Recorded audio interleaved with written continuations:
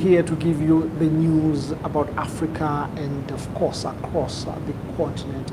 Africa Report News, your trusted source when it comes to news. We give it impartially, without fear or favor. This afternoon, we're giving you top stories across the African continent of the week. We've seen a lot of development, of course. The big headlines, we are not going to leave out the war in Iran. We're also going to touch on that, but let's look across the African continent in terms of what has made news and why that has made news across the continent. We start here in South Africa. We look at the Madlanga Commission. This is a commission investigating corruption that involved the police force here in South Africa. We've seen quite hair-stretching revelations coming out of that commission, where some working in the police, in the higher offices of the police, in the lower police offices of the force, being involved, some of them in dodgy deals and in dodgy talks and in dodgy payments with some of the well-known criminals, or those that are late to be criminals. So that investigation, that inquiry continues to happen, and of course worrying revelations are coming out there. So that is one story that continues to make headlines in South Africa, because that story has caused the suspension of the Minister of Police, and there's an acting Minister of Police. As to what will happen at the end of the Commission's finding, it's only the President, Cyril Ramaphosa, will have to act on whatever findings come out of there. So that's the Madlanga Commission. But the other story that has made headlines here, as far as news in South Africa is concerned, is the story of Bellarmine Mugabe. That's the son of former Zimbabwean President Robert Mugabe, who was arrested about a month ago after he allegedly shot his domestic worker, garden boy, to be precise. Police went into that space. He was taken in together with a relative who was found also in that property where the alleged shooting took place. They were put in police cells. But the worrying development is that that case on its own has been postponed 3 times for them to appear and apply for bail. First, it was the police were still investigating. Secondly, there was some information missing in their docket. And the latest is that there was no electricity at the Alexandra Magistrate Court, where the case was supposed to kick off for them to apply for bail. So getting a lot of attention there in terms of the postponement, and a lot of questions being asked by a number of people what exactly is happening with that case. He remains behind bars, expected now to appear on the 11th of this month. Of course, let's see what will happen there, whether there will be another postponement or not. The other story that has made headlines in South Africa in the week is the collapse of a building at Omonde, a suburb. This is south of Johannesburg. A building that was under construction collapsed there, killing nearly 10 people, and that has caused a lot of worries. Of course, witnesses that saw this happen, some of the people who were also were the construction workers there, they are saying their colleagues had to cry for help for hours and until their voices faded. So quite sad scenes there happening in Omonde, where this building collapsed. But the most worrying thing is that authorities are now saying those that are behind the construction of that building had no approved plans by the city of Johannesburg, something that's very worrying, and now something that has led to loss of life. So quite a number of questions to be answered there by those involved, and of course criminal charges to be laid, especially that some people have died after they broke the law and constructed buildings without approved plans. So that's South Africa for you. But the last thing that's also making headlines in South Africa is the expected fuel price hike because of the war in Iran. We're expecting that prices of fuel, petrol, diesel are going to rise, paraffin, and thus obviously going to affect prices of goods and the lives of ordinary South Africans here. So these are some of the things that are making headlines.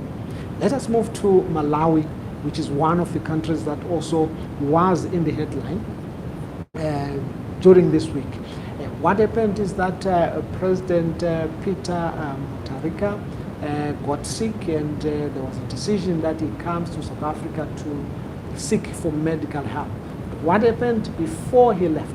He had a full military parade at the airport to see him off, a send-off, where he inspected a guard of honor. There was a band, there was all this military, when a military parade is done, a full one, where he inspected the guard of honor, for him to come and seek for medical attention in South Africa. That has raised a lot of questions, and that has made headlines. An African head of state from a poor country organizing a military to give him a full send-off to come and get medical attention in another country. Of course, that has raised worries. Of course, for you to put together a military parade, it costs money. They have to be transported to the sport. They have to rehearse. All that costs money. And people saying that money could have been used for something else. That money could have been used to improve hospitals, to improve, to buy food for people that are hungry, not to be used for a president who is also going to another country to search for medical attention. That on its own also making headlines. People asking questions. Why is it that African presidents continue to destroy their own health infrastructure, and when they are sick, they are seen going to other countries to look for medical attention? What about the citizens who cannot afford, who don't even have passports, who do not even have an alternative beside a local clinic in their village? What will they do? Where are they seeking that attention? So that also making headlines across in the African continent to say, what exactly is happening? Why would a president decide to go to another country to seek for medical attention? Not only do that, organize a full military parade to send him off just for him to go and privately attend to his own health. So that's also causing questions and making headlines across the African continent. We look at Malawi. This is a country with an inflation that is stubbornly above 20%, and that needs attention. Food insecurity and poverty are still remaining in Malawi, high unemployment, and current results are showing that almost 270,000 people are put into the job market every year in Malawi, and only about 40,000 jobs are created. So such monies that could be used to create jobs and employment, we see the whole president and organizing a whole army to give him a send-off so he could go and seek for medical treatment in another country. Quite a disturbing development there in Malawi. We move to Zimbabwe. What is happening in Zimbabwe? In Zimbabwe, we've seen that in the past week and also this week, we've seen very worrying development as far as opposition leaders are concerned. First, it was the beating of opposition leader Lovemore Maduku together with party members who were having a meeting in their offices. People that covered their faces came into their offices, started beating them up mercilessly, and they alleged that the police were around, but they did nothing about it. Then there was another incident where a prominent lawyer, Tendai Biti, was in his office having meeting with some people. Police barged in. There was harassment, and of course their driver was beaten up. And in that case again, police are claiming they saw nothing. They saw nothing. There's nothing wrong that happened as far as they are concerned. So these incidents continue to happen where police in Zimbabwe are found to be almost partial in terms of executing their work, and that's a dangerous precedent. We have seen it in 2008. It resulted in a lot of opposition members being arrested, being intimidated, being beaten up, some of them disappearing. It's something that no one wants to see in Zimbabwe. Zimbabweans are expecting to see a police force that's not partial, that's protecting them equally against the law. But why is all this happening That's what is more worrying. It is happening in the backdrop of a ruling party, ZANU-PF, that wants to extend the current office or term of office of the president from 5 to 7 years. A lot of voices, including those that have already been targeted, Tendai Biti being one of them, Love Mamadou being one of them, they have said this cannot be done without a referendum. But ZANU-PF insists it can be done without a referendum. What is said is that we are seeing these voices that are opposing that being now attacked. Tendai Biti being a victim, Love Mamadou being a victim, and in that, police just giving a blind eye and looking aside and claiming, producing letters to claim statements to claim that they know nothing, they saw nothing, despite that there is a assertion by these people that police were there and they did nothing about it. So quite worrying developments there that's happening in Zimbabwe, especially vis-a-vis the attempt by the ruling party to change the constitution without doing a referendum. Tendai Biti, one of the leading lawyers in Zimbabwe, says for a government to change that 5-year term to a 7-year term, there should be 2 referendums that should be done. But of course, the ruling ZANU-PF insisting they are not going to do such. They can go ahead and do it. But of course, that's a matter that's facing a constitutional challenge, according to these opposing voices. Unfortunately, we're seeing them being attacked. And what is making things worse is that during the week we saw a group of young people, of course, threatening Tendai Biti and others for opposing this extension of the term limit of the president, openly doing that.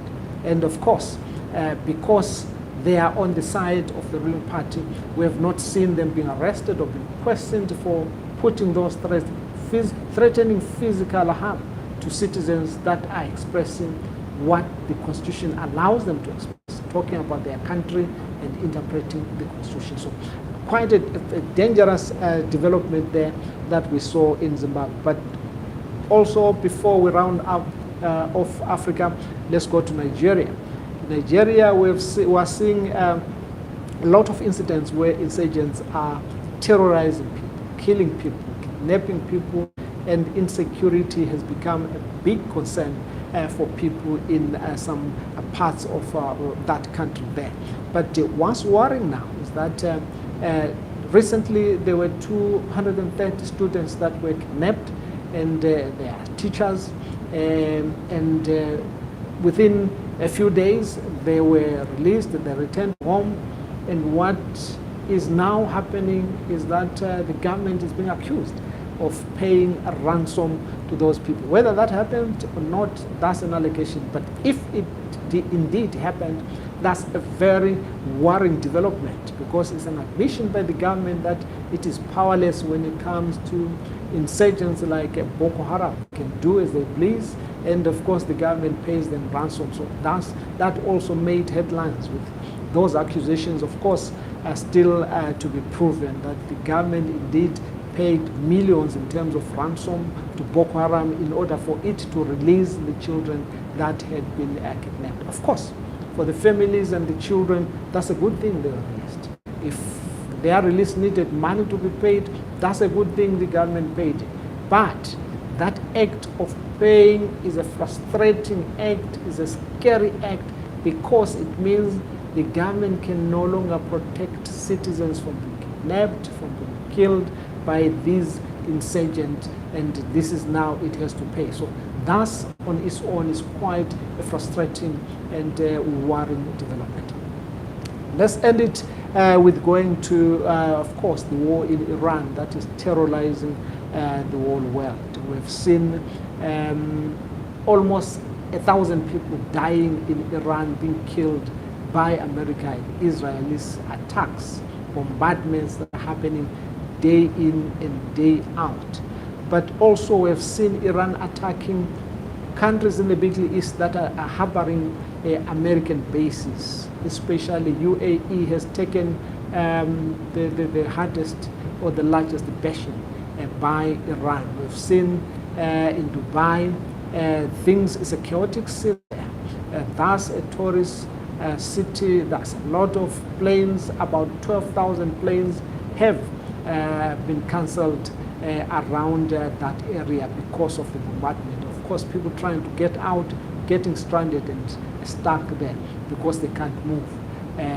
Iran also, of course, at one time there were about 7 countries that Iran is fighting because of harboring American bases. We've got other countries in Africa also that are harboring bases. As to what will happen, we don't know, only time will tell. But for now, I think Iran is concentrating on those countries in the Middle East that are being providing bases for the current assault on Iran that has taken about 1,000 people, of course, in that country.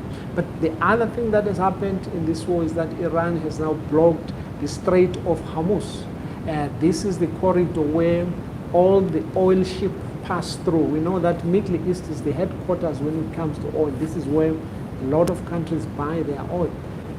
Iran has decided to block this corridor, this Gulf of Hormuz, where this oil is coming through.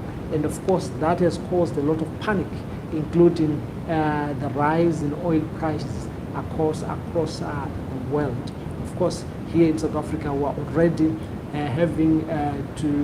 being told that there will be, of course, petrol prices increasing, diesel, paraffin, and of course, that would affect ordinary people. So already that's happening because once you block that oil, a lot of countries are going to suffer. But of course, it is the smaller and poorer countries that will suffer. We know that countries like America, they've got oil reserves where they can tap from. But other countries, smaller ones, they don't. So when the 2 elephants fight, the grass suffers. It is the grass that's going to suffer. Those poor countries who have no reserves to tend to when it comes to this one. These are some of the things that are happening across the world and worrying everyone, especially the war in Iran is likely to involve a lot of countries. Because once these countries who are harboring American bases that are being bombarded by Iran, if they start retaliating, we are likely to see more countries joining the war. And if, of course, even the allies of those countries are going to join the war, it's going to be very chaotic indeed. So these are some of the things that have made headlines during the week. Tell us in your side of the world what has made headlines. Tell us things that you want us to discuss. Remember to subscribe and follow us. Remember also to share our videos and broadcasts. And also remember, if you have anything that you want us to discuss, go into our bio and send us an email and tell us what you want us to discuss. This is Africa Report News, your channel about African news, all about Africa and beyond. And of course, involving whether you're in arts, whether you're in politics, whether it's social, whether that's education, bring all, we discuss everything here. From me, here in Johannesburg, to Khumalo, coming to you live, giving you a briefing about what is happening or what happened in Africa during this week. But it's a bye for now.